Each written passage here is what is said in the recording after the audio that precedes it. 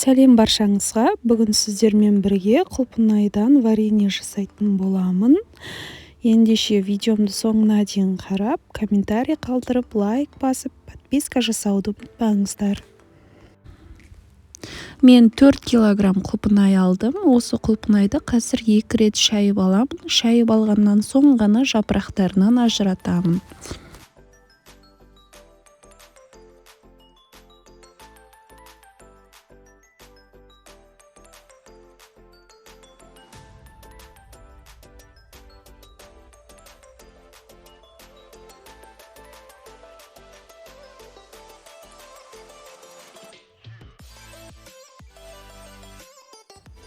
Ыдысым кішкентай болғандықтан, сондықтан осы құлпынайды 2 килограммнан 2-ге бөліп аламын.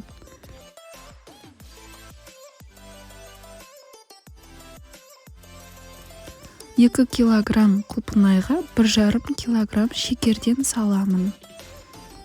Сонда 4 килограмм құлпынайға жалпы 3 килограмм қант кетеді. Беттерін жауып, суы шыққанша қалдырып қоямын. 4 сағат өткеннен соң банкалар мен қақпақтарымды осылай стерильдеп аламын. Менде пешім мен мантоваркам банкымды стерильдеуге жарамайды, сондықтан бұрынғыдай жасаймын.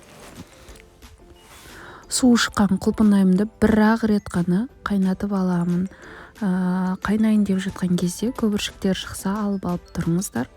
Алмасаңыздар да ешқандай оның негізі зияны жоқ. Өзім қанша жылдан бері осылай жауып келе жатырмын. Ешқандай банкілерім атылып, болмаса дәмі өзгеріп, ондай болып жатқан жоқ.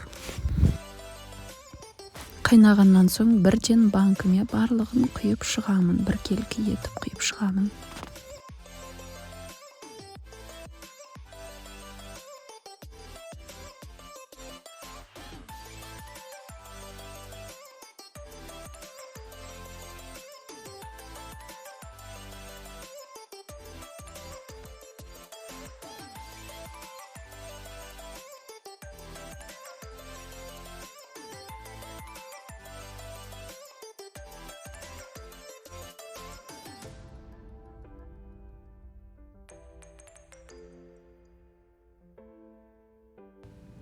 Қалған осындай суын тастамаңыздар. Оны мохитоға, лимонадқа, компотқа қосып жіберсеңіздер күшті болады.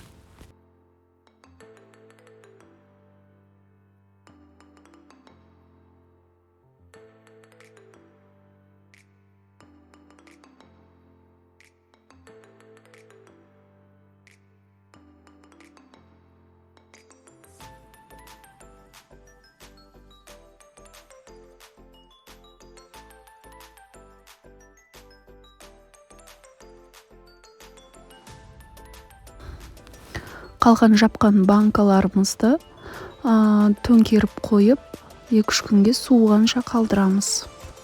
Менде 3 күн өтті. Мінеки жапқан құлпынайларым осындай болып шықты.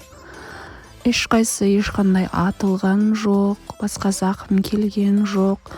Осылай жасасаңыздар болады. Менің видеома лайк басып, комментарий қалдыруды ұмытпаңыздар.